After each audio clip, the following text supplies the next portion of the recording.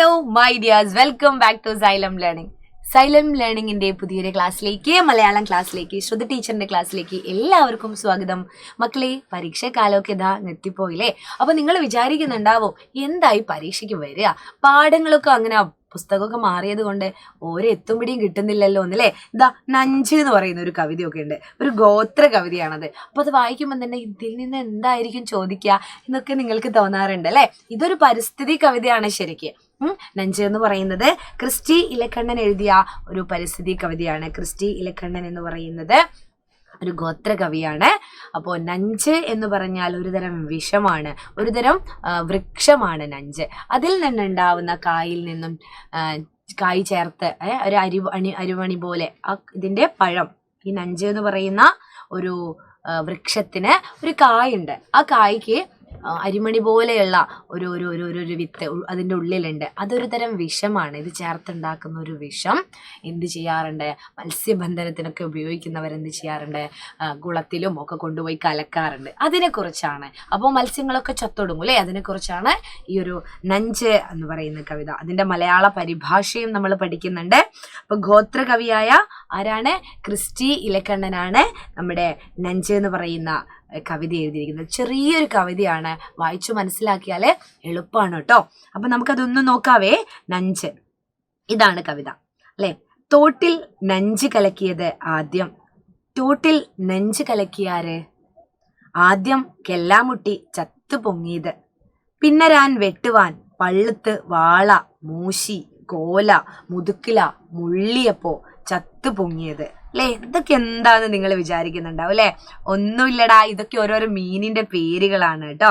ഇതൊക്കെ ഓരോരോ മീനിന്റെ പേരുകളാണ്. നഞ്ച് കലക്കിയ സമയത്ത് ചത്തുപൊങ്ങിയ മീനിന്റെ പേരുകളാണ് എന്ത്? ഇതാ കെല്ലാമുട്ടിയും എന്താണ് പിന്നരാൻ വെട്ടുവാൻ പള്ളുത്ത് വാള മൂശി കോല മുതുക്കില മുള്ളി അല്ലേ. ചത്തുപൊങ്ങിയ മീനിന്റെ പേരുകളാണിത്. അപ്പോൾ മീനൊക്കെ ചത്തുപൊങ്ങിയപ്പോൾ തോടെന്തായി? തോടും ചത്തുപൊങ്ങി എന്നാണ് പറയുന്നത്. അതായത് നമ്മുടെ തോട്ടിൽ ഈ മീനൊക്കെ ഉള്ളത് കൊണ്ടാണ് തോട് തോടായിട്ട് നിൽക്കുന്നത്. അപ്പോൾ ഈ ഭാഷ എന്താ ഇങ്ങനെയെന്ന് നിങ്ങൾ വിചാരിക്കുന്നുണ്ടാവും അല്ലേ. ഇതൊരു ഗോത്രഭാഷയാണ്. ഇത്തരം കവിതകൾ എഴുതുന്നതിലൂടെ ഗോത്രഭാഷ അല്ലെ സംരക്ഷിക്കുക, അവരുടെ സംസ്കാരവും അതുപോലെ അവരുടെ ഭാഷയും അവരുടെ ജീവിത രീതിയും ഒക്കെ നമ്മളിലേക്ക് എത്താൻ വേണ്ടിയിട്ടാണ് ഇത്തരം കവിതകളും നമ്മൾ പഠിക്കുന്നത്. ഇത് എഴുതിയിരിക്കുന്നത് ക്രിസ്റ്റി ഇലക്കണ്ണനാണ്. ഇതിന്റെ മലയാള പരിഭാഷ കേൾക്കുമ്പോൾ നിങ്ങൾക്ക് മനസ്സിലാവും. എന്താണ്? ഇതാ, തോട്ടിൽ നഞ്ചു കലക്കി കല്ലുമുട്ടി ചത്തുപൊങ്ങി. കല്ലുമുട്ടി എന്ന് പറയുന്നത് ഒരു മീനിന്റെ പേരാണ്. കല്ലുമുട്ടി ചത്തുപൊങ്ങി. ആരൽ വരാൽ പള്ളത്ത് വാള മുഷി കോല മുതുക്കില മുള്ളി ഇവയെല്ലാം ചത്തുപൊങ്ങി. തോടും ചത്തുപൊങ്ങി. മീനില്ലാതെ അവസാനം തോട് മാത്രം എങ്ങനെ? തോട് മാത്രം ജീവിക്കാനാവില്ല, തോടിന് മാത്രം നിലനിൽക്കാനാവില്ല. കാരണം തോട്ടിൽ ഇതുപോലുള്ള മത്സ്യങ്ങളും അതുപോലുള്ള മറ്റ് ജീവികളും ഒക്കെ ഉള്ളത് കൊണ്ടാണ് ആ തോട് തോടായിട്ട് നിലനിൽക്കുന്നത് എന്നാണ് പറയുന്നത്. അപ്പോൾ ഈ ഭാഗത്തിൽ നിന്നുള്ള ഒരു ചോദ്യം നമുക്കൊന്ന് പരിചയപ്പെടാം കേട്ടോ. ഈ കവിത നിങ്ങൾ വായിച്ചു. ഈ കുളത്തില് നഞ്ച് കലക്കി മീനിനെ പിടിക്കാൻ വേണ്ടിയിട്ട് എന്താണ് അവര് എന്ത് ചെയ്തതാണ്? ഒരു വിഷം കലക്കിയതാണ് അല്ലേ. അപ്പോൾ മീനൊക്കെ ചത്തുപൊങ്ങി. അപ്പോൾ അത് ഒരു തരത്തിലുള്ള മലിനീകരണമാണ്, നമ്മൾ പ്രകൃതിയോട് ചെയ്യുന്ന ഒരു ക്രൂരതയാണ് അല്ലേ. ഈ ചിത്രത്തിൽ നിങ്ങൾ എന്താ കാണുന്നത്? എന്താണ് കാണുന്നത്? ഇവിടെയെല്ലാം പൊട്ടിത്തെറിക്കുന്നതായിട്ട് കാണുന്നുണ്ടോ? പലരും ഓടുന്നതായിട്ട് കാണുന്നുണ്ടോ? പലതും തകർന്നു വീഴുന്നു, കത്തി നശിക്കുന്നു അല്ലെ. ഒരു യുദ്ധത്തിന്റെ ഒരു ഭീകരതയാണ് ഇവിടെ നമ്മൾ കാണുന്നത്. ഇത് നോക്കൂ, ഈ കവിതയില് ഇത് രണ്ടും പറയുന്നത്, ഈ ചിത്രവും ഈ കവിതയിലുള്ളതും പറയുന്നത് ഏകദേശം ഒരേ കാര്യം തന്നെയാണ് അല്ലെ. ഈ കവിതയും ചിത്രവും ഒരേ ആശയമാണ് അവതരിപ്പിക്കുന്നത്. ജനങ്ങൾക്കിടയിലേക്ക് ബോംബ് വർഷിക്കുന്ന ഹെലികോപ്റ്ററുകളും യുദ്ധവിമാനങ്ങളും അല്ലേ. യുദ്ധവിമാനങ്ങള് ഹെലികോപ്റ്ററുകളൊക്കെ ചിത്രത്തിൽ കാണാം. ആളുകൾ ജീവനും കൊണ്ട് ഓടുന്നു. കെട്ടിടം തകർന്നു വീഴുന്നു. അന്തരീക്ഷം പുക നിറഞ്ഞ് മലിനമായിരിക്കുന്നു അല്ലേ. കണ്ടോ, പുക നിറഞ്ഞ് മലിനമായിരിക്കും. അന്തരീക്ഷത്തെ, പ്രകൃതിയെ നമ്മൾ മലിനമാക്കുകയാണ് അല്ലേ. തോട്ടിൽ നഞ്ച് കലക്കുന്നത് പോലെ തന്നെ യുദ്ധം പോലുള്ള മനുഷ്യന്റെ വിനാശകരമായ ഒരു പ്രവൃത്തി, എല്ലാം നശിപ്പിക്കുന്ന ഒരു പ്രവൃത്തിയാണ് ഈ യുദ്ധം എന്ന് പറയുന്നത്. പ്രകൃതിക്കും ജീവജാലങ്ങൾക്കും ഒക്കെ അത് നാശമുണ്ടാക്കുന്നു. മനുഷ്യനെ നശിപ്പിക്കുന്നുണ്ട് യുദ്ധത്തിലൂടെ, പ്രകൃതിക്കും അത് ദോഷം ചെയ്യുന്നുണ്ട് അല്ലേ. പ്രകൃതിയെ ഇല്ലാതാക്കല്ലേ. ഇതൊക്കെ നിങ്ങൾ കാണുന്നുണ്ടോ? ഈ പുകയാവുന്നത്, കത്തി ഇല്ലാതാവുന്നത് അല്ലേ. ഈ അന്തരീക്ഷം എന്ന് പറയുന്നത് വല്ലാതെ മലിനമാകുന്നു. അപ്പോൾ പ്രകൃതിക്കും ജീവജാലങ്ങൾക്കും വരുത്തുന്ന നാശത്തെയാണ് ചിത്രത്തിൽ കാണിക്കുന്നത്.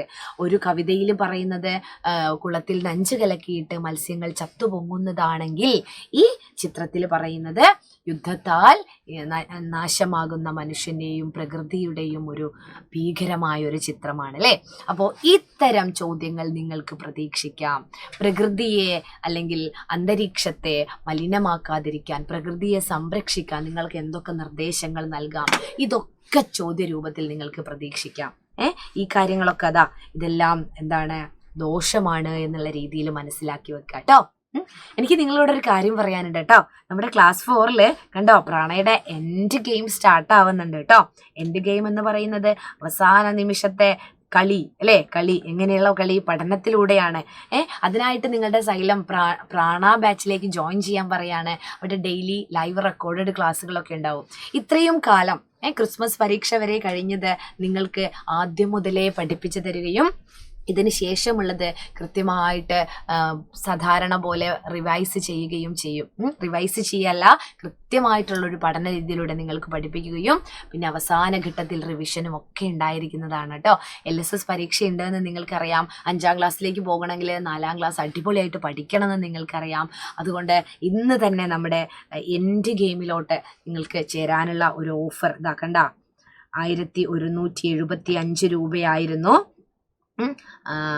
ഇനി 999 രൂപയ്ക്ക് അല്ലേ. ഇതിൻ്റെയും 15% ഓഫറോടുകൂടി നിങ്ങൾക്ക് എന്ത് ചെയ്യാൻ പറ്റും?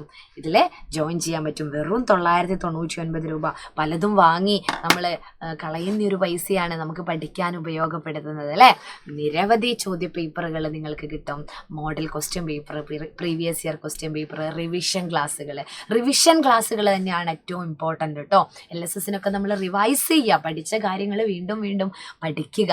അതൊക്കെ നിങ്ങൾക്കിവിടെ അവൈലബിൾ ആണ്. അപ്പോൾ ഈ ഒരു നമ്പറിൽ നിങ്ങൾ വിളിച്ച് നോക്കാം മക്കളെ.